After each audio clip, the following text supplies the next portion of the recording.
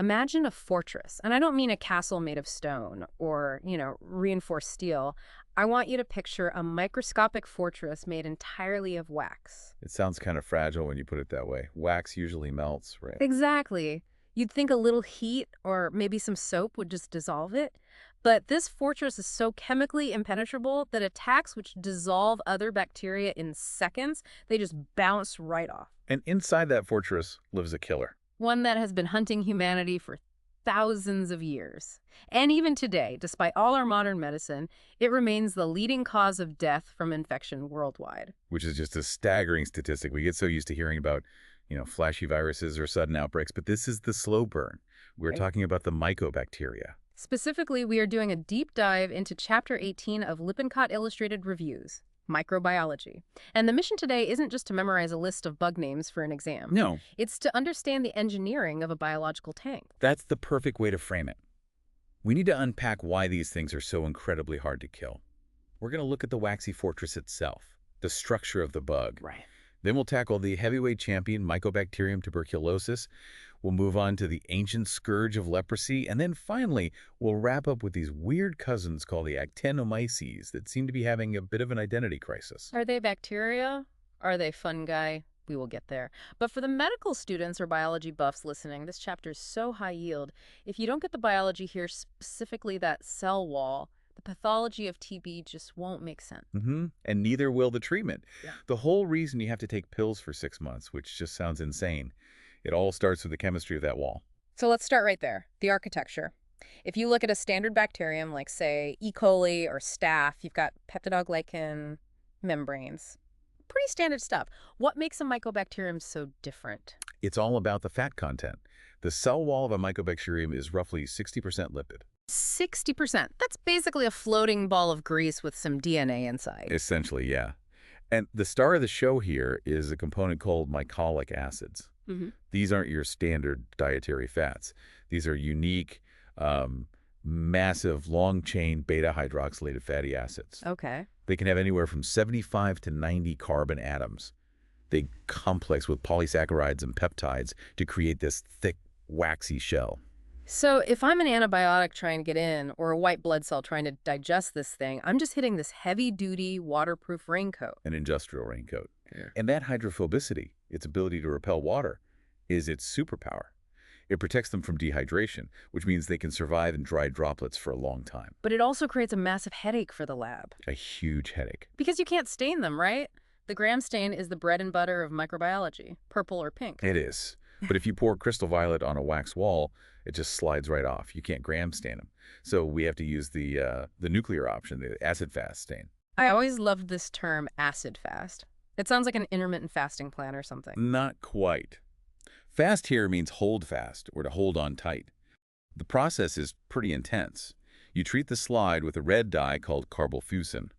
But because of the wax, you actually have to use heat to force the dye through the wall. So you cook it in. You cook it in, and once it's in, it's trapped. Then you try to wash it out with a really harsh mixture of acidified organic solvents, usually acid alcohol, And most bacteria would just lose the color. instantly. If this were E. coli, the acid would strip the color right out. But the mycobacteria, they hold fast to that red dye. They resist decolorization. So when you look under the microscope, and I'm looking at figure 18.2 in the text here, you see these slender, bright red rods just popping out against a blue background. It's actually really striking. It is. And if you look closely at that figure, you might notice the bacteria are clumping together in these serpentine string-like shapes. Yeah, I see that. That's called cording. It's actually a sign of virulent M. tuberculosis. If you see cords, you know you're dealing with the bad stuff. Now, there's a downside to wearing a heavy suit of armor, isn't there? It must make you slow. Glacial. This is the other defining feature. Most bacteria, like E. coli, can divide every 20 minutes. You start a culture in the morning, you have a result by the afternoon. Right. Mycobacteria, their generation time is 8 to 24 hours. Wow. So while E. coli has conquered the petri dish and thrown a party, the TB bug is just, what, finishing its first division? Pretty much. Yeah. And clinically, this is a nightmare. It takes 2 to 8 weeks to grow M. tuberculosis on special media. The text has figure 18.9, the Lowenstein-Jensen slant. It looks like scrambled eggs in a tube. You can't tell a patient who's coughing their lungs out, hey, just sit tight for a month or two, we'll let you know. You can't. Yeah. Which brings us to the main event, the white plague, Mycobacterium tuberculosis. The text throws out a stat that, it honestly stops me in my tracks every time I read it. 1/3 of the world's population is infected. It's hard to even wrap your head around that. Now, to be clear, for most of those people, that's a latent infection. The bacteria are asleep. They aren't sick. But there are still about 10 million active cases a year. And nearly 2 million deaths. And there's this massive deadly synergy with HIV. Right, that's the fuel on the fire. It really is. In some regions, 50% of HIV patients are co-infected. The second your immune system is compromised, TB sees its window of opportunity. Let's talk about that window. How does the invasion happen? This is strictly airborne, right? Exclusively. You don't get it from shaking hands or sharing a fork. You inhale it. When a patient with active pulmonary TB coughs, they spray out these aerosol droplet nuclei. And because of that waxy wall we talked about. They don't dry out and die.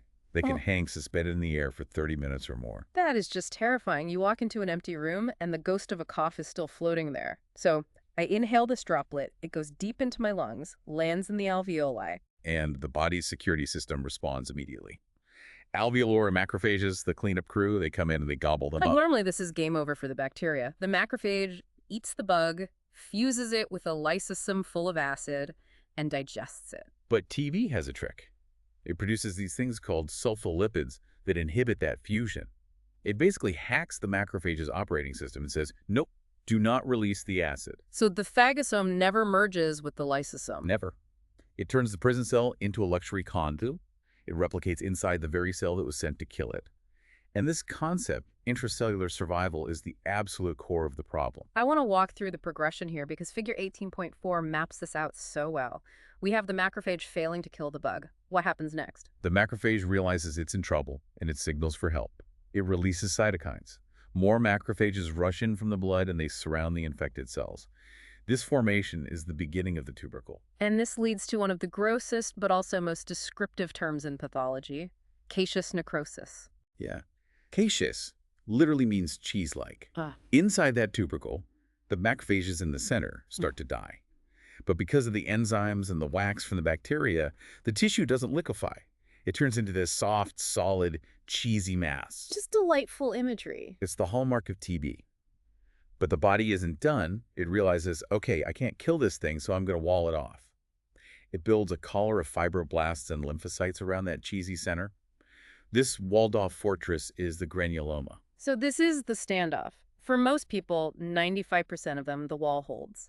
The lesion arrests, maybe calcifies. You aren't sick, you aren't contagious. That's latent TB. The bug is still in there, though. It's just dormant. It's waiting. And for the unlucky 5%, or for people whose immune system crashes years later, like with AIDS or just old age, the wall fails. Right. The center liquefies. The tubercle ruptures into a bronchiole. Now you have a cavity full of multiplying bacteria spilling into the airways. Yeah. That is active secondary TB. The patient starts coughing up blood, spreading it to others. And if it spills into the blood... Then you get miliary TB. It's named after millet seeds because that's what it looks like on autopsy. Thousands of tiny granulomas seeded into the kidneys, the liver, the brain. It's catastrophic. Before we move on, the text also mentions the Gone complex. Is that just another name for the granuloma? It's the granuloma plus the involved lymph node. So if you see a calcified spot in the lung and a calcified lymph node on a chest, X-ray figure 18.5 shows this really well. That's a Gone complex. It's like the scar of a past battle. Okay, so we have a bug that hides inside our own cells. This has to make diagnosis tricky. You mentioned earlier that antibodies aren't the answer. No, not at all. The body makes them, but they're useless. They can't reach the bacteria inside the macrophage. So protection depends entirely on cell-mediated immunity, specifically your CD4 plus T cells. And that's the whole basis of the skin test everyone's had at some point, the Mantoux test. Right.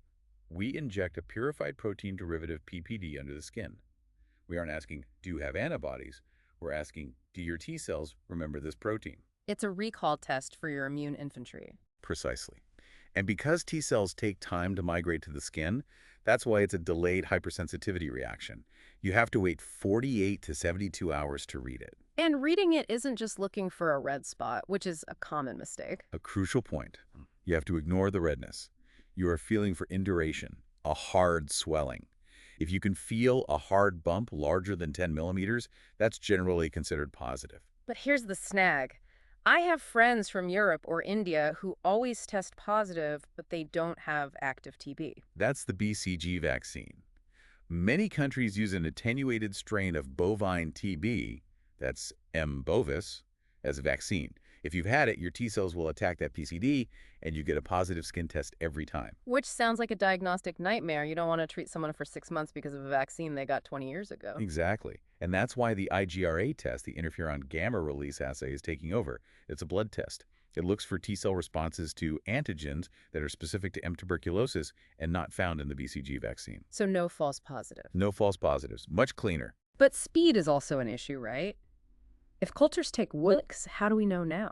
We still do the acid-fast sputum smear because it's quick, but it can miss a lot of cases. The real game changer is not nucleic acid amplification tests, PCR basically. We can detect the bacterial DNA in just a few hours. Okay, so let's say the PCR is positive, we have a diagnosis, now we have to treat it. And this is where patients usually just balk. Doc, you want me to take 4 different pills for how long? 6 months, minimum. Why? If I have strep throat, I take penicillin for 10 days and I'm good to go. Why does TB take half a year? It goes right back to the biology we started with. First, antibiotics mostly kill dividing cells. TB grows so slowly that it's often just sitting there, metabolically quiet. It's hard to poison something that isn't really eating. Right. And second, they're hiding out in those avascular, cheesy necrotic centers where drugs struggle to penetrate. You have to just keep the drug pressure on for a very long time to catch them all. And if you stop early, say at 3 months because you're feeling better, The bacteria come roaring back. And worse, they are now often resistant. This is how we get MDR-TB, multi-drug resistant, and even XDR-TB, which is extensively drug resistant. that's almost impossible to treat. Almost. So we have to hit them with everything we've got up front. The text uses the mnemonic RPE, RPE. rifampin, isoniazid, pyrazinamide, and ethamburol. Use all 4. Isoniazid and rifampin are the heavy hitters. And to make sure people actually take these meds, there's a strategy called DOT. Directly observed therapy. Sounds a little Orwellian. It can feel that way. Yeah. A healthcare worker literally watches you swallow the pills.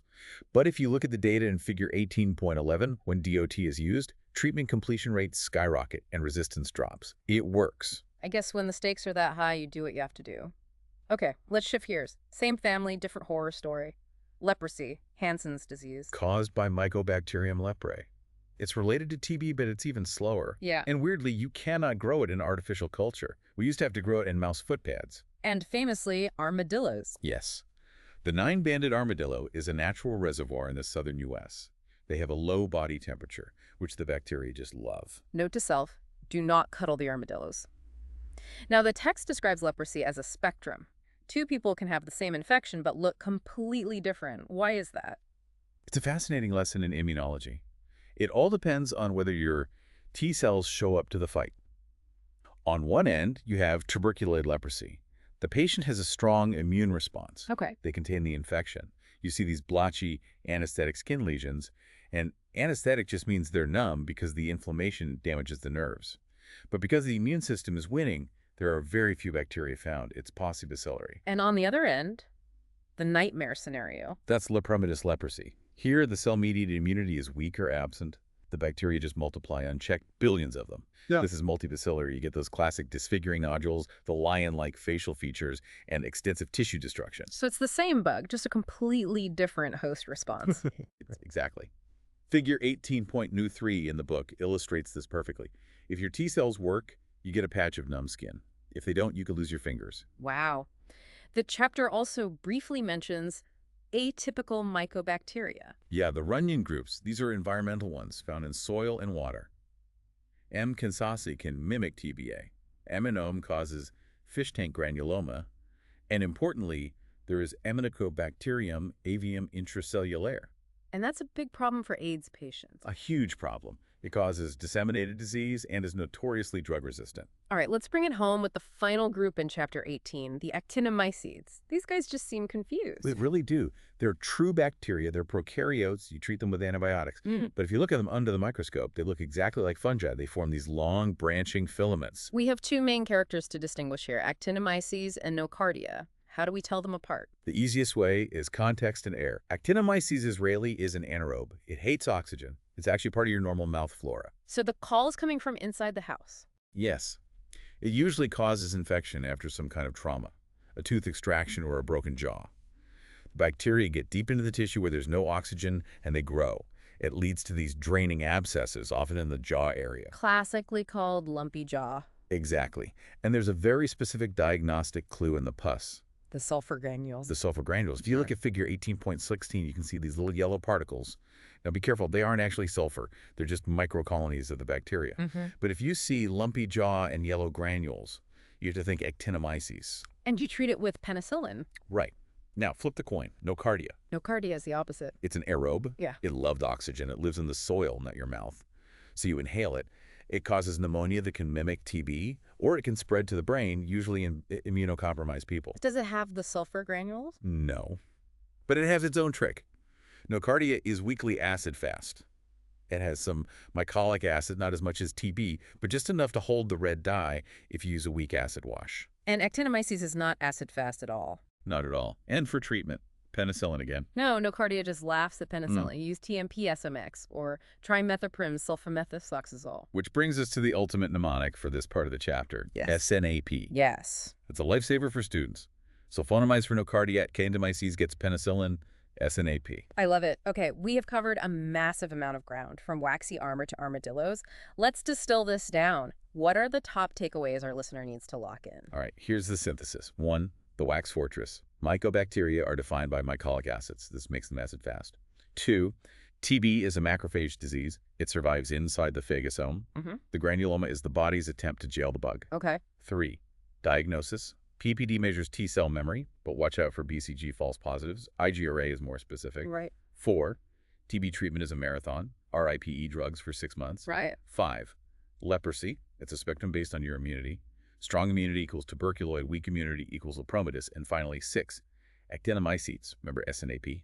Sulfonamides for Nocardia, Actinomyces gets penicillin. That's Perfect. You know, looking at this chapter, it's fascinating to compare M. tuberculosis to something like, say, Ebola. Ebola is this terrifying, fast killer. But TB plays the long game. And that's exactly why it's so successful, evolutionarily speaking. An organism that kills its host in 3 days burns itself out. TB keeps the host alive, keeps them walking around, coughing, going to work. It uses the host to travel. Exactly. In terms of evolution, slow and steady really does win the race. It is the ultimate survivalist. A chilling thought to end on. The wax fortress is not to be underestimated. Thanks so much for helping us break down Chapter 18. Always a pleasure. And to our listener, thanks for diving deep with us. Keep those synapses firing, and we'll see you in the next deep dive.